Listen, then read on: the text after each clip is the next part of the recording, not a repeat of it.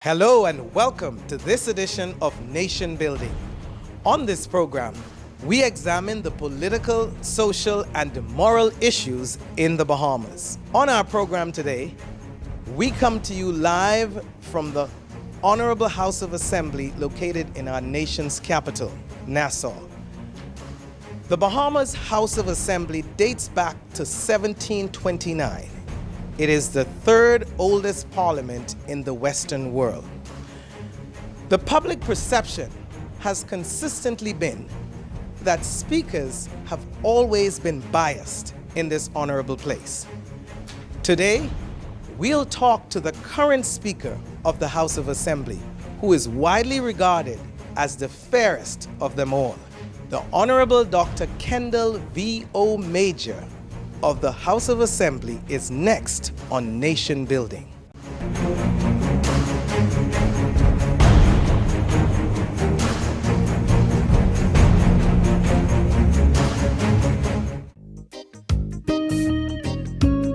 Who said you can't get great quality products at an affordable price? If you want the best quality food products at the most affordable prices, you must pick up the Jamaica Bahama brand of fine quality products at your favorite food store. Products like Jamaica Bahama coconut water, the most healthy and refreshing drink on the market. Jamaica Bahama fruit punch, the only fruit punch in the Bahamas made from real fruit. Jamaica Bahama coconut milk, green pigeon peas with coconut milk, condensed milk, kidney beans with coconut milk, corned beef, green pigeon peas, mackerel, and corn. Jamaica Bahama's fine line of products is available at all your favorite food stores and convenience stores nationwide. Telephone 351-8282 in Freeport and 341-4091 in Nassau. I don't wanna wait. No, no. I don't wanna wait. Hello, I'm Wendell Jones, and every time I sit down and I watch JCN television, I drink the Jamaica Bahama fruit juice. It's so pleasing to the palate. I've been cooking Bahamian dishes for generations. I now use Jamaica Bahama product. The rice is very fluffy, very tasty, and good eating. Jamaica Bahama product is simply the best. As an insurance agent, my life is go, go, go. But whenever I need a refreshing break, it's Jamaica Bahamas Island Mixed Fruit Drink. Good. Hi, I'm Debbie Bartlett from GEMS 105.9 FM. The effect that Island Junkanoo Juice Medley has on me is exhilarating. Joining us on our program today is the Assistant Clerk of the Honorable House of Assembly, Mr. David Forbes. Mr. Forbes, welcome. Thank you. Wonderful. We're going to talk with Mr. Forbes today just to get some background information and historical data on the House of Assembly, and for him to explain to the public some of the things that might not be so known about or we might be a little ignorant about the House of Assembly. Mr. Clark, our first question for you today is, can you explain to the country what is the difference between the prorogation of Parliament and the paroling of Parliament? Well, yes, Parliament is subdivided into two major categories. We have sessions of the House of Assembly and we have a new Parliament, okay? The sessions of the House of Assembly are divided by prorogations. When you have a prorogation of the House of Assembly, you get a new house, kind of. But when you have a dissolution of Parliament, you have to go to a general election and you have a new Parliament. So that's basically the two major differences. But of course, Parliament is subdivided into two other ways. For example, you have adjournments and suspensions of Parliament. Parliament can be adjourned, and when a Parliament is adjourned, you need a new agenda. And of course, whenever you have a new agenda, you have to start from the top. The Speaker goes straight down from his order on the order paper. When Parliament is suspended, on the other hand, you have a meeting stops where it is, and when we meet again, when there's another sitting of Parliament, you take off where you left off at. Wonderful. Now, what we practice here in the Bahamas is a bicameral system of parliament, correct? That's right. As opposed to a country like New Zealand That's right. that has a unicameral. Can That's you right. explain the difference between a bicameral and a unicameral Yes, system? yes. For example, the House of Assembly, we have the upper house, which is the Senate, and we have the lower house, which is the House of Assembly. When you have legislation, because Parliament's main function in the Constitution is for the creation of laws for the peace, order, and good governance of the Commonwealth of the Bahamas. In order for you to pass a law, it has to pass both the House of Assembly and the Senate, and then signed or sent it to by the Governor General. The Bahamas has that, and most of the countries in the Caribbean have that. But if you go to a place like New Zealand, which is unicameral, they have only one house. And of course, there are several reasons for that. There are reasonings behind it. They believe that if you have a bicameral, there's less opportunity for mistakes in legislations. Whereas if you have a unicameral, once you've done it, it's done, and there's no check on it until you go to the court. So that system essentially operates without a check and balance. Well, it's not as good a check and balance as we have as you would have or as you would find in a bicameral parliament. Because, for example, you go through the exact same procedure in the lower house and in the upper house. And by the way, legislation can commence in either house. But whichever one it emanates from, the other one goes through the exact same procedure, and you're checking for accuracy. Every word has to be right. Every punctuation has to be right. In a unicameral, you get one shot, and that's it. But David, the truth is that the system that we operate with here, many people say that the function, the way Parliament functions, whichever party is in power, they gets their way. Have there ever been a time when the lower house, which is what we're standing in, where the speaker sits, where the lower house would present a bill to the upper house, and the upper house reject that bill, seeing that the government always have majority in both houses? Well, I wouldn't say rejected, but what happens is we've had several instances where the upper house has corrected bills that were sent to them. And you have to understand, people think that these two houses operate as opposition to each other. Parliament is the institution comprising both houses. So the House of Assembly is not the Parliament by itself, and the Senate is not the Parliament by itself. Both of them come together and they form the institution called the Parliament. But it is quite possible for them to propose amendments in the Senate when we send bills over there. And if the House of Assembly, once it goes into Senate and they propose an amendment, it has to come back to the House of Assembly. And if there's agreement, then normally that is accepted. But just to clarify for the sake of our viewing audience, you can't recall a time in the House of Assembly or in both houses where a bill was rejected by the upper house?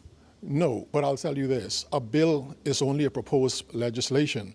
It can be rejected in the lower house.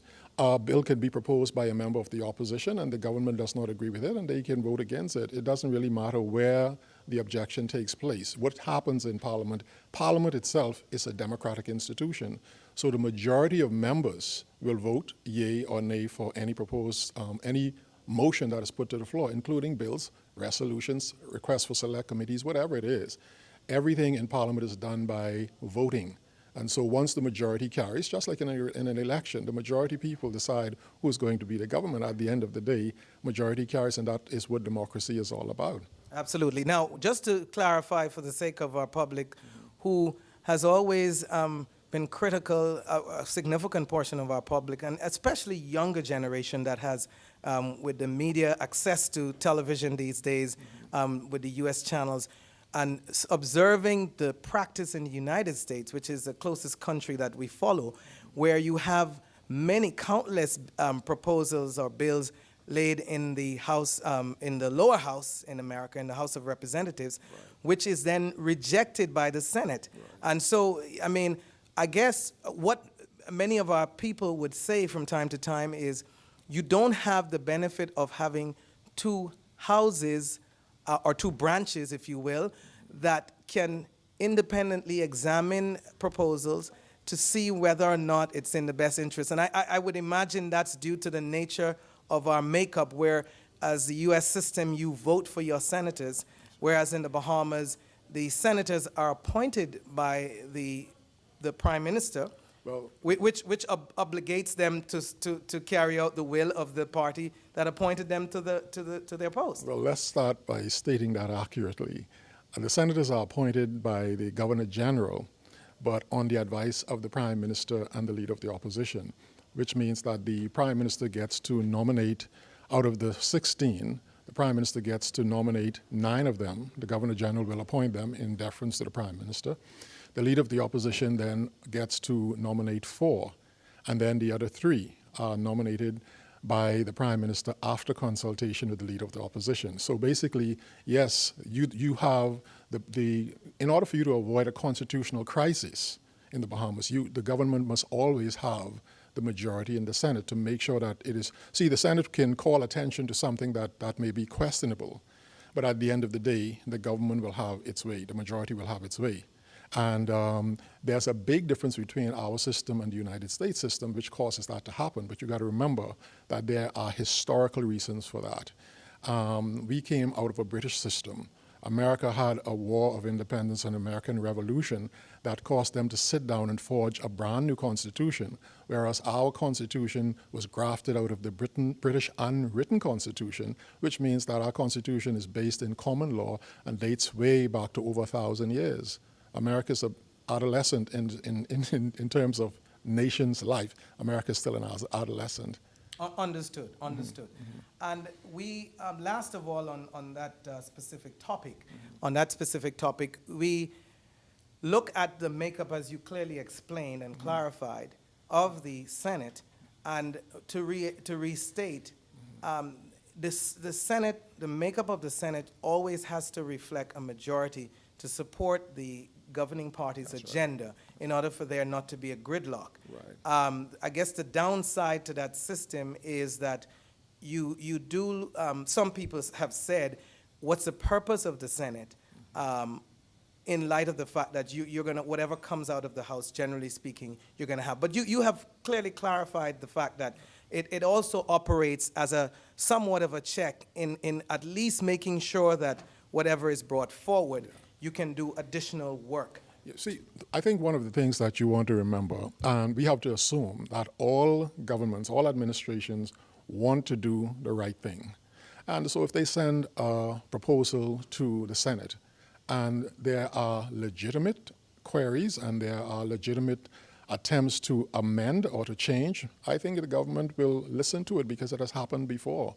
I've seen it happen in my lifetime more than once, where a bill goes to the Senate and a senator points out that there are weaknesses here, and send it back to the House of Assembly, say, well, this is what we suggest that you do. And the House of Assembly says, you know, something that is a better idea than what we had, and they've accepted it. So you do have people are pushing for the abolition of the Senate. I don't agree with that personally. I think the Senate can be better utilized. And there are also suggestions on ways, so I have a good idea of how you can make the senators elected also, but from a different form of constituency. We'll debate that in depth at another time, I suppose. Yeah, but that's basically the gist of it. Okay.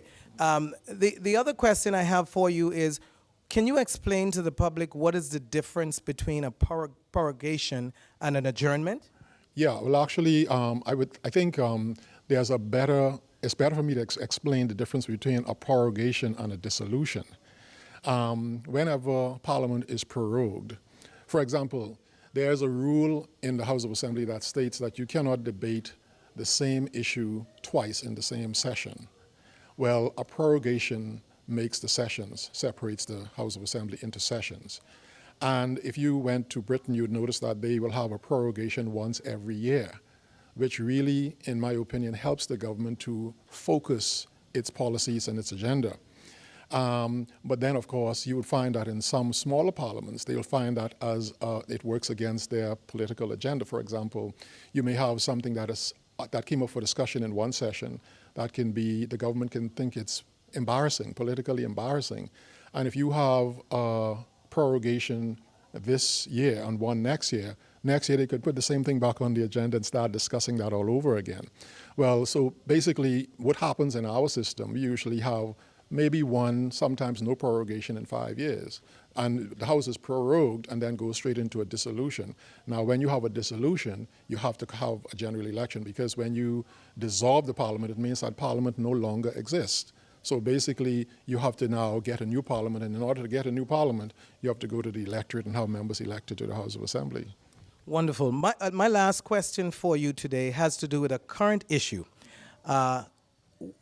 Recently, a member of the Progressive Liberal Party, former Attorney General Mr. Alfred Sayers, made it public that he is challenging the Honorable Perry Christie, our current Prime Minister, for leader of the Progressive Liberal Party at their upcoming convention in January. I would want for you to explain to our public what would happen if Mr. Sayers would be successful in his bid to unseat our Prime Minister as leader of the party, because a lot of people are ignorant as to what really happens if the Prime Minister, a sitting Prime Minister, is unseated as leader, whether or not he has to demit his post or not. So can you provide some clarity for that? Well, I think the best way to deal with that is to look at the House of Assembly as consisting of 38 members of Parliament, not so much PLPs and FNMs, basically 38 representatives. The Constitution makes it very clear that the Prime Minister is the member of Parliament that has the support of the majority of members in the House of Assembly. So if the Prime Minister is unseated as the leader of the Progressive Liberal Party, that is something that does not really, in reality, exist in the House of Assembly technically. So basically, that would not make any difference as far as the House of Assembly. He'd still be the member of the House of Assembly commanding the support of the majority of members in the House of Assembly. So his position as the government leader in the House of Assembly will not change one iota if Mr. Sayers unseats him as the leader of the Progressive Liberal Party. And so that is quite unique, because you have a system that allows for there to be a party leadership separate and apart. Does the Constitution or acknowledge leadership of a political party, or the focus is really on members of the House of Assembly and the function of the House? Well, really, if I remember correctly, when I first saw the Constitution, it used to say members of the House of Assembly. I think now in the Constitution you will find political parties, but let me give you a scenario. You have probably 5 political parties that will be contesting the next election. Let's suppose they all split votes or seats almost evenly. It will be impossible for any one party to have the majority in the House of Assembly. In a case like that, you will end up with a coalition government, which really throws out the idea that it has to be a party, because a coalition like you had in 1967 allows a member to put his support in a party that he's not a member of, like Sir Randolph Fox and Alvin Brennan. So basically, the idea is more members of the House of Assembly supporting one man as their leader, as opposed to having political parties. And I think that is really the best way for it to be perceived. Thank you so much, Mr. Forbes. You were just listening to Mr. David Forbes, who is the Assistant Clerk of the House of Assembly, sharing some information that I think you, the public, would like to know, and so that you're better educated and informed about our system of government. We'll be back right after this break. This is Nation Building. I'm Winston Pinnock, your host. We'll be right back. Who said you can't get great quality products at an affordable price? If you want the best quality food products at the most affordable prices, you must pick up the Jamaica Bahama brand of fine quality products at your favorite food store. Products like Jamaica Bahama Coconut Water, the most healthy and refreshing drink on the market. Jamaica Bahama Fruit Punch, the only fruit punch in the Bahamas made from real fruit. Jamaica Bahama Coconut Milk, green pigeon peas with coconut milk, condensed milk, kidney beans with coconut milk, corned beef, green pigeon peas, mackerel, and corn. Jamaica Bahama's fine line of products is available at all your favorite food stores and convenience stores nationwide. Telephone 351-8282 in Freeport and 341-4091 in Nassau. I don't wanna wait. No, I don't wanna wait. Hello, I'm Wendell Jones, and every time I sit down and I watch JCN television, I drink the Jamaica Bahama fruit juice. It's so pleasing to the palate. I've been cooking Bahamian dishes for generations. I now use Jamaica Bahamas product. The rice is very fluffy, very tasty, and good eating. Jamaica Bahama product is simply the best. As an insurance agent, my life is go, go, go. But whenever I need a refreshing break, it's Jamaica Bahamas Island Mixed Fruit Drink. Good. Hi, I'm Debbie Bartlett from GEMS 105.9 FM. The effect that Island Junkanoo Juice medley has on me is exhilarating. Welcome back to Nation Building. I'm your host, Winston Pinnock, and I'm here with, as mentioned earlier, the Honorable Speaker of the House of Assembly, Dr. Kendal Major. Dr. Major, welcome to Nation Building. Pleasure to see you, Mr. Pinnock. Good to see you again. It's been a while. Thank you. Thanks for coming and sharing your thoughts with our public. My pleasure. Dr. Major, we talked earlier about in introducing our program, a lot about the role of the Speaker, the House of Assembly. A lot of people are still, I don't want to say ignorant, but lack some knowledge about the function of the House of Assembly. And one of the things we talked about is how loved you are, don't know if you know that, by many who believe that you are, if not the fairest, one of the fairest speakers in terms of your decisions. In fact, some people wonder if you're not going to get in trouble with your political organization as you seek to function in a role that has to bring some level of reasonableness and some level of balance in the House of Assembly. And so we're happy to have you here to share, first of all, how has it been and how was it initially, how challenging was it initially leading as Speaker of the House, keeping order in the House, and seeking to be fair in your decisions? How challenging was it, just to start off? Well, I think it was extremely challenging for me because I ran as the Member of Parliament, aspiring to be the Member of Parliament. And through that process, my theme of my campaign was a major voice for Garden Hills. And so a major voice kind of insinuates that this gentleman, upon election, he would speak on behalf of his people in Garden Hills. And so, much to my complete surprise, I was elected unanimously as Speaker of the Honorable House of Assembly, which is essentially a man without a voice. And so the irony of that was a bit shocking to me, because in entering frontline politics, I never thought about becoming a speaker. It was not something that was a part of my plans, my understanding. I wanted to become a member of Parliament. I wanted to serve our people. I wanted to speak in Parliament on their behalf, and I wanted to be able to move issues and policies forward on behalf of the government of the day, or even in opposition. But God had another plan for my life. And obviously, I was elected Speaker, and through that exercise, understand this for a second. I was elected unanimously the Speaker of the House. I was the third youngest Speaker in a 287-year-old Parliament, which was founded in 1729. I'm also the ninth Speaker since an independent Bahamas. No experience as Speaker, no experience as a parliamentarian, and a dental specialist by trade, by profession. And so here I'm confronted with these issues of judicial nature, diplomatic nature, social nature, and this new era, this new arena of politics, just by an election to the House of Assembly. Now, through that process, I was very honored that my peers thought that I would be able to hold up to the demands and the expectations of what comes in being Speaker. And so I was honored to be called on to serve, but the learning curve was extremely steep. And so I delved into, certainly prayer, I delved into knowledge and knowledge base by reading, by traveling, by speaking with speakers of the past, speakers throughout the Westminster system and throughout other Commonwealth parliamentary associations system who enjoy the same systems that we do. And through that exercise, and of course by trial and by being faced with very, very unique circumstances, we created precedent. I looked at the rules, I studied the rules, and then after a while, I decided that I have two choices. I either sink or swim. And you So decided to swim. And I decided to swim.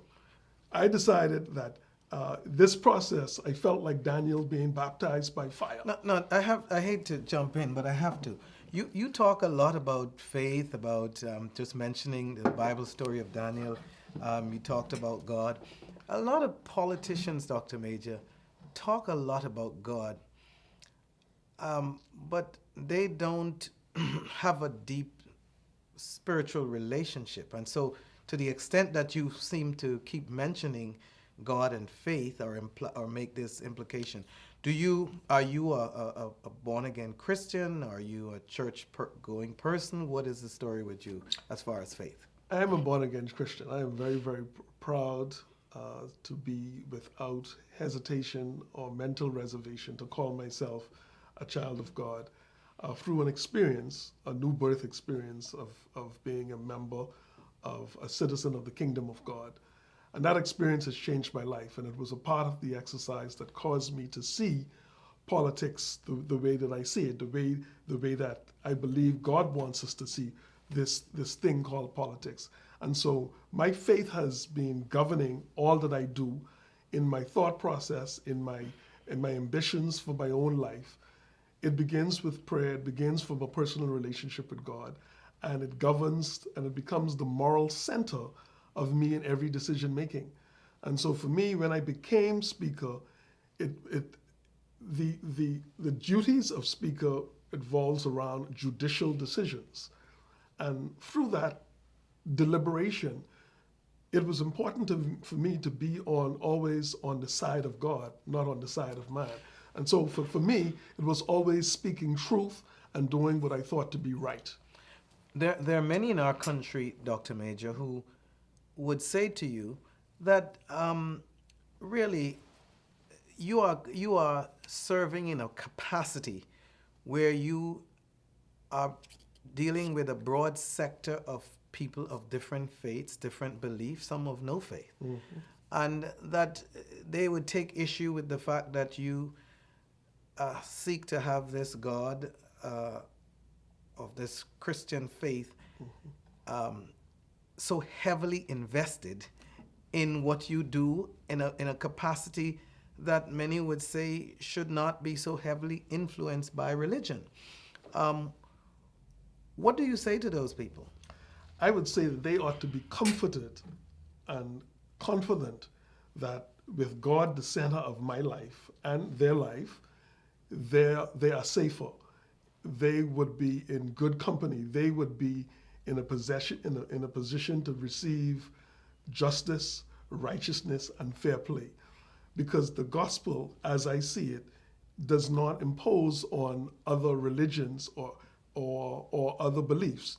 It is a religion of tolerance, but it's a religion that speaks to, it is a movement, in my view, that speaks to who you are and how you see the world, how you conduct yourselves in human relations. And so, for me, I believe persons get comfort from the fact that they know that I am a man of faith, because that protects me and it also protects them. But many people say, people like yourselves who profess this faith, this Christian faith, opposes the LGBT community, well, it's now LGBTQ Sure. community, and other communities or groupings of people that conflict with the values of the Bible. And so if you're going to be practicing your faith as speaker and governing what is discussed in the House and so on, people would naturally fear that your faith, seeing that you have declared that it plays such a prominent role in your life and in your duties as speaker, sure, would negatively affect their beliefs. And so obviously there has to be a conflict. And I know earlier you said they should be comforted, but there are people who don't share in that faith. And how do you reconcile the decisions, not beyond your role as Speaker, but as a member of the House and the Parliament in general? How do you reconcile their interests, which conflicts with your faith? I think for me, it is fairly simple and straightforward for me. Their faith, a person's faith can be their own. My faith, it's a matter of choice. But my faith is important to me, that it governs my life, and it doesn't discriminate on essentially what they believe. Now, if a decision is made based on my faith, well, let's separate it for a second. If I'm a member of Parliament has initiatives, ideas, proposals, and policies that he wants to promulgate for his constituency. And through that exercise, he may decide that he takes a stand on a personal stand based on his faith on an issue. Well, as a member of Parliament, I take the side on God's side.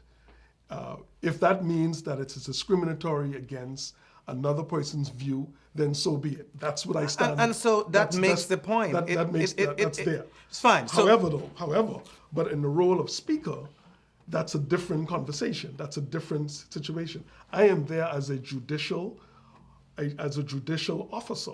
I am there as a servant of the House, and so I am there to adjudicate matters and determine fairness and justice based on debates as they are presented, ensuring that members follow the rules of the House. Fine. So that's a different matter. Fine, and I accept. I think you've clearly explained your position. Obviously, there's some will disagree with it, but you've explained where you stood.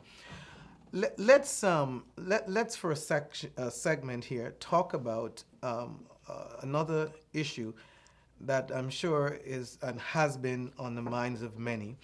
And again, I can't tell you the amount of persons that I've talked to personally who pays attention to politics, Sure. who has credited you with, they haven't always agreed with you, but credited with you with at least attempting to be fair. Your office as Speaker has one that has traditionally, outside of probably, I don't want to call names, but there might have been one or two other speakers who have, back in the early days, would have taken issue with their parties. But Sure. for the most part, Sure. the speakers come down on the side of the party that they represent. So let's talk for a minute about one or two of your decisions that you have made that seem to conflict with the interests of your party. And one such decision was made many months ago concerning a member of the opposite side, Dr. Rollins, Andre Rollins. And a lot of people, and for quite some time, talked about you making a decision that seemed to have shocked the governing party. Certainly the Deputy Prime Minister and others, the party leader, would have spoken out in Parliament disagreeing with decisions. Why would you find yourself breaking tradition, if you will, in a case like in Dr. Rollins' case, and coming down so strongly what appears to be against your party position or wishes? Interesting that you mentioned that. Now, I'm not going to go into the details, the nuances of the particular case, but the principle of the matter I will address. In fact, that was not so unusual in the full scheme of things with respect to the role of the Speaker. What has happened over the years is the role of the Speaker has been bastardized through smaller parliaments, Caribbean parliaments, third world parliaments, to the extent that the Speaker may have been essentially handpicked by the governing party to do the governing party's bidding. Government's bidding. I determined from day one that I would take a different posture. In reading and in studying the spirit of what a speaker ought to be, he embodies justice and fair play. Granted, and I think the British Parliament, they have the right idea. What they do is they elect a speaker, usually not necessarily. And he's unopposed by the opposite side in terms of his constituency. That's not the point I'm making. Right. What I'm saying is, in the British Parliament, they would elect a speaker, and whomever that person is who's elected resigns their seat from their party that brought them there. Because in essence, that particular person becomes speaker for the life of Parliament. the Parliament. You follow? So a person elevates themselves to speaker by being a cabinet minister, senior parliamentarian, and eventually they feel that he's worthy based on his experience and esteem and his knowledge of the Parliament, that he is elected speaker, and then he would be re-elected. So it's based on merit. It's based on merit. So that is the spirit of it. Now, you notice what I said, they resigned their position. So in fact, what you would get from that speaker is autonomy, neutrality, and fairness based on the personality Dr. of the Major, speaker. we're in the Bahamas, and you a politician in the Bahamas, you know the history of our country. That simply doesn't fly here. My response to that is a simple one. Is it working for us?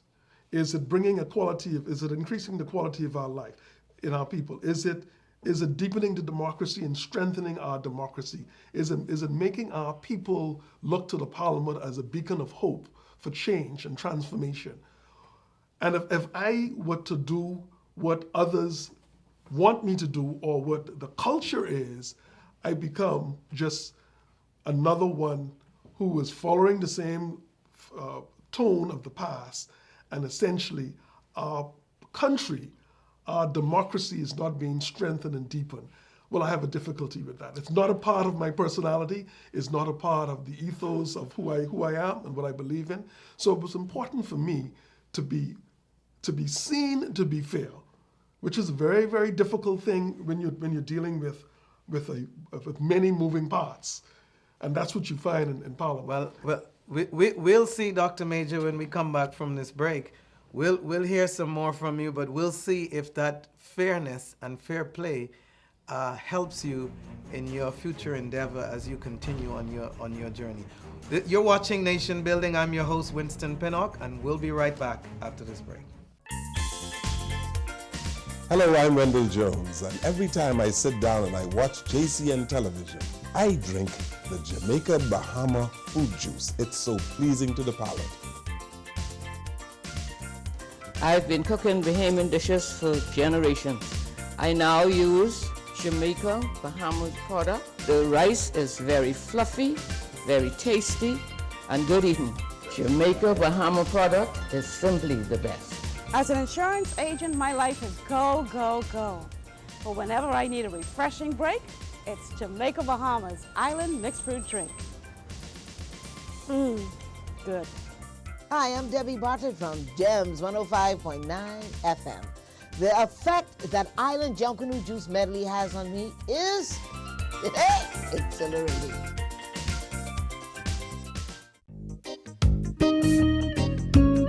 Who said you can't get great quality products at an affordable price? If you want the best quality food products at the most affordable prices, you must pick up the Jamaica Bahama brand of fine quality products at your favorite food store. Products like Jamaica Bahama Coconut Water, the most healthy and refreshing drink on the market. Jamaica Bahama Fruit Punch, the only fruit punch in the Bahamas made from real fruit. Jamaica Bahama coconut milk, green pigeon peas with coconut milk, condensed milk, kidney beans with coconut milk, corned beef, green pigeon peas, mackerel, and corn. Jamaica Bahama's fine line of products is available at all your favorite food stores and convenience stores nationwide. Telephone 351-8282 in Freeport and 341-4091 in Nassau. I don't wanna wait. No, I don't wanna wait. Welcome back to Nation Building. I'm your host, Winston Pinnock, and I have the pleasure of sitting today and the honor of sitting today with the third youngest speaker Since 1729. in the House of Assembly. I think you are our records say that you are the 43rd speaker, though the 9th since an independent Bahamas. That's so we have had quite a number of speakers, Yes. but going way back to 1729. Dr. Major, we talk about your speakership, but you are a politician. You are a member of the Progressive Liberal Party. It is fair to say, and I dare anyone to contradict my statement, that the country today is very challenged on many fronts, economically, crime, and so on. And there is a discomfort with a significant portion of the electorate. You must hear that. You must see, as you communicate with your constituents, as you move around, you must appreciate with issues like Barma that's outstanding and the expectations of voters who voted for the Progressive Liberal Party, expecting the Bahamian First and the jobs and the many promises that all political parties make when they want to get into office. And the stats, the numbers suggest that the party has not succeeded in delivering on many of the promises. And so naturally, people are uneasy, and the trend is for both political parties in our country that has had the pleasure of serving as government. Certainly, since '92, when the first change was made, the trend has been that when you don't live up to people's expectation, they throw you out. Mm-hmm. And so as a politician, as a member of parliament, how do you feel about your chances of being re-elected when, notwithstanding what you might have done personally to improve the lives of your constituents or to do what you can to speak out for them? Well, you some would say you don't have a voice for, as you sit as speaker, which you are handicapped to speak strongly on behalf of your constituents in the House. But nevertheless, what you would have done in your community in trying to be a good MP, it doesn't matter how well you do that job if your government is not liked or seen as being one that has delivered for the people. At the end of the day, it's likely that you will be caught up in the tsunami or storm or whatever term they use. How do you respond to that, and how do you see your chances? Firstly, I would say, Mr. Pinnock, that I feel very good about my chances. I feel I'm very encouraged. I've done my usual walkabouts. I continue to maintain contact with my constituents. I've done some polling, and I think I have an idea of the pulse of what is happening in my constituency. And I do have cause for concern. This election will be, I believe, like none other. And I say that because not necessarily, although there's some dis-ease and disquiet among many constituencies, and some of my constituents also complain. They complain about this, they complain about we're not meeting certain expectations as a government, and I understand that. This particular election, though, is unique in the sense that I believe that the Bahamas is going through a transformation. I believe to the extent that this election will help to create the framework for the next frontier of what the Bahamas can be. And what I mean by that is there's not enough, despite the challenges we may have and others may have in overall meeting the needs of our people and knowing the vision and direction of our people, I believe each member of parliament within their own right will have an obligation and an opportunity to meet with their constituents, and they make a determination on whether they are fit to be a part of a remnant of leaders that take our country into the next frontier. Obviously, I am a member of the Progressive Liberal Party, and it is my hope that the Progressive Liberal Party has that opportunity again. But I am also sensitive and appreciative of politics and the mood of our people. And I believe I've done enough, and I will continue to do up to that very last moment, serve them to the best of my ability and present myself to them and ask them to give me another opportunity to be a part of the leadership of not only this country through a legislator, but also to embark upon the leadership in this country at a national level. But Dr. Major, I don't see myself being a parochial. We have to be a member of parliament, but there's aspirations that I have personally that I would like Garden Hills to be a part of the leadership of this country as the history. you are is being unfolding. very philosophical and very idealist, I would say, in some of your statements. And while I have a great appreciation for what you're attempting to say and to do, the truth of the matter is, you and I know that the majority of the people in the Bahamas elect members of parliament not on their merit, but based on the party's performance. And if it is true that the sentiment is currently uneasy with the PLP, just to be kind to your party, it is likely that unless something changes in the next 7 months, you could be a casualty of war. That is correct. And I am saying, while on one hand you feel good about your chances, because you feel like you have done enough personally, unless there is a revolution, a change of heart in terms of how the Bahamian electorate go about making this final decision, you have to be concerned that your organization do more than it has done in the past 4.5 years in order for you to survive. I quite agree with you. I take no issue with what you're saying. I am concerned. I am very, very concerned. But this election is shaping up thus far to be a little bit different, because are you like many of your other colleagues who are depending on what is a perceived weakness in the leadership of the opposition to get back in parliament? Not at all. Okay. Not at all. I have great respect for the leaders of the opposition parties and the possibilities. I'm speaking on my record, Kendal Major's record as a member of parliament. And if Kendal Major is going to be side by side with other opponents. In other words, you feel that your record, if the voters, and so I guess your appeal, my appeal is to the voters to look at you, judge you based on your record and not the record of your party.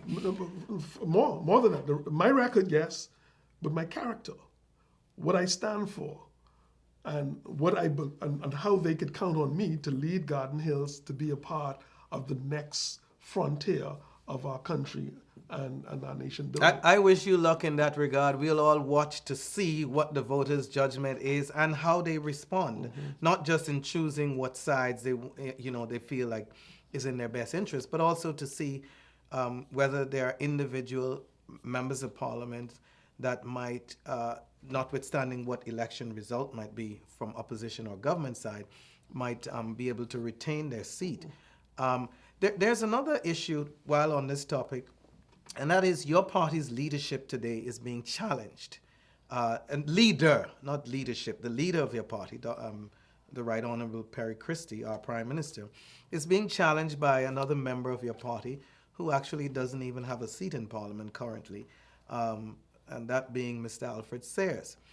While I won't ask you where your vote is going to go, because I know you won't respond to that and that might be too much for you, I do want to say that there has been a concern by the majority of voters I talk to and hear from that your party leader has failed on a major commitment to, in the 2012 campaign, he made a major issue of presenting young men and women like yourself, promising the country that he would be the bridge to the future. Most recently, he has stated that he is going to remain, and he intends to remain as your party leader and to vie in the next election to once again be returned as Prime Minister.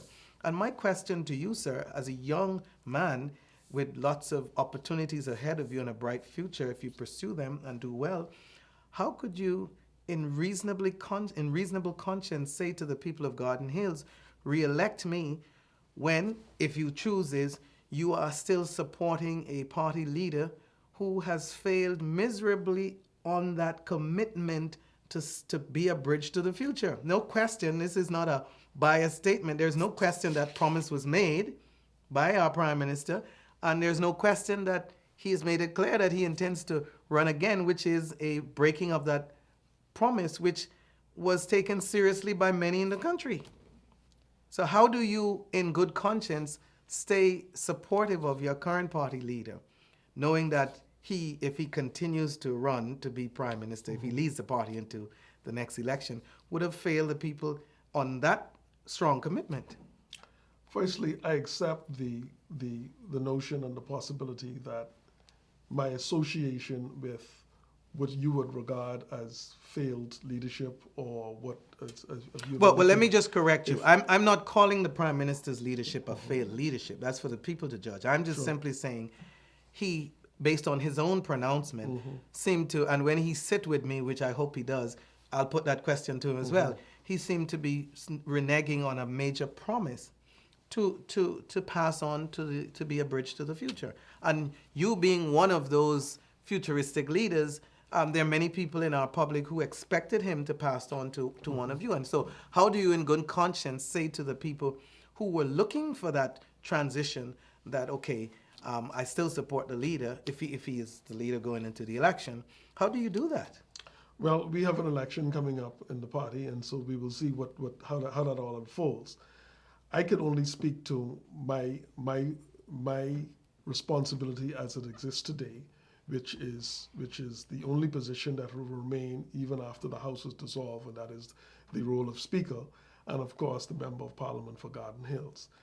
Whatever disadvantages that I am affected by because of my association with any party or person, I will have to deal with. But I'm going to ask the people of Garden Hills and the people of the Bahamas that in this opportunity to look to the individual, look to the man, or woman, and whomever it may be, look to the person who is presented in front of you, and make a determination on if this is the person that you would like to rely on to represent you in Parliament and represent you in the building of this country, particularly at this juncture and towards the future. But Dr. Major, many will say that if they take your advice, they would end up with a leader perhaps that they may want to change. And so they are caught in a situation where if they should take your advice, for those who are not supportive, by no means am I mean, the Prime Minister has tremendous support. I mean, he wouldn't be there. And he's a great legacy. But for those who may be in the majority, we don't know, who may say they have a decision to make, and that decision is to vote against the PLP and the Prime Minister, and you're caught in the middle, sir. If you're appealing to them, how do you comfort them to know that if they want to vote for you, as you put it, as a good Christian man, someone who may represent their views and may have an outstanding record and all of that, they are still going to end up with a party or a leadership or a leader that they have no desire. And that is a tough call. It is a tough call. And that's what makes this election so unique. Do you think our system should change then to facilitate a practice of similar to the Americans, where you have a member of parliament like yourself that can stand on your own footing and defend your own positions and your own time in office and what you've done, while still being a member of your party, and leaders of the party stand on their own? Would you like to see that system brought in? To some degree, there should be some tinkering with the system. Westminster has served us well. I think there are opportunities for us to consider republicanism and a republic type system that makes it more well defined. But again, how we have operated within the particular Westminster system has again caused it to become ineffective, because we've made the Member of Parliament beholding. We've made the Member of Parliament. We've made it such that you've asked a question, so go the leader, so go each Member of Parliament. And I believe Bahamian people are smart enough and ready enough to break ranks and make a difference in this particular dispensation as we go forward. I really believe that.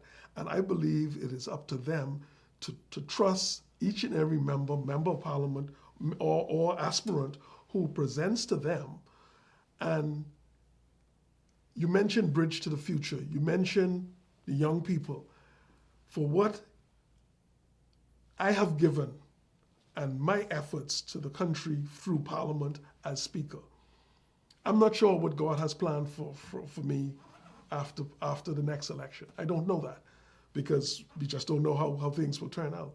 But after the next election, if I am given an opportunity to become the next Member of Parliament of Garden Hills, the people of Garden Hills and the people of the Bahamas can expect vigorous leadership, vision, debate, and a strengthening of our democracy, because they would be able to count on Kendal Major to service their needs, irrespective of how the landscape is.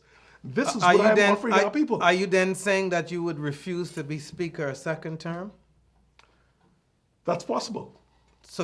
But if you accept the speakership for a second term, you wouldn't be able to speak out, not in Parliament, on behalf of the people of Garden Hills. That is true.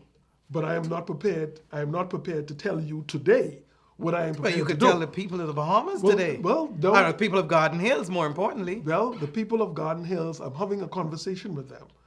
And their desires for me is to become a part of the leadership of this country through the representation of Garden Hills. And you That's can't do what they that. tell me. And you can't do that sitting as Speaker. Obviously. In effect, Dr. Major, you are telling the nation today and the people of Garden Hills that if they give you an opportunity to represent them a second term, in order to be able to speak up for them in Parliament, you would not accept the speakership. That is a real possibility. Real possibility. Dr. Major, you've been an excellent guest on Nation Building. I see we have to have you back here at some point in the future. And I wish you well in your future endeavors. Thank you so much. Hope that many young men and women on both sides or all sides of the political divide will find success and do our country well. Thank you. Thoroughly enjoyed. On behalf of all of us here at Nation Building, once again, like to thank you for watching. Stay tuned for next week's edition when we'll have another important guest who will provide educational and information for your viewing audience. Thank you so much. Hello, I'm Wendell Jones, and every time I sit down and I watch JCN television, I drink the Jamaica Bahama fruit juice. It's so pleasing to the palate. I've been cooking Bahamian dishes for generations. I now use Jamaica Bahamas product. The rice is very fluffy, very tasty, and good eating. Jamaica Bahama product is simply the best. As an insurance agent, my life is go, go, go. But whenever I need a refreshing break, it's Jamaica Bahamas Island Mixed Fruit Drink. Good. Hi, I'm Debbie Bartlett from GEMS 105.9 FM. The effect that Island Junkanoo Juice medley has on me is exhilarating.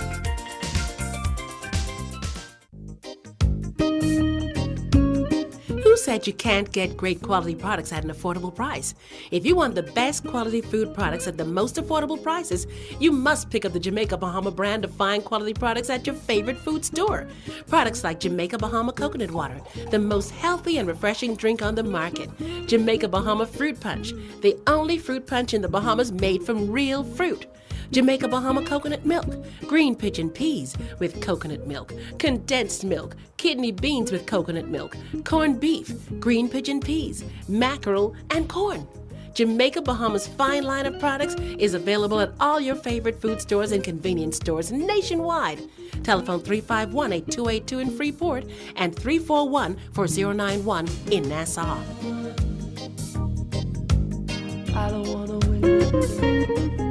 No, no, I don't wanna wait. At Henry F. Store Electric Company, we supply all your electrical needs for any size project, from residential housing to luxury hotels. We can help you achieve just the right look, from doorbells to chandeliers, table lamps to ceiling fans, wire, conduit, panels, dimmers, switches, plugs, and even tools. And don't forget light bulbs. We have those hard-to-find, energy-saving fluorescent bulbs and more. Henry F. Store Electric, number 135 Mackley Street. Over 50 years of reliability, service, and low prices. We also ship to the Family Island.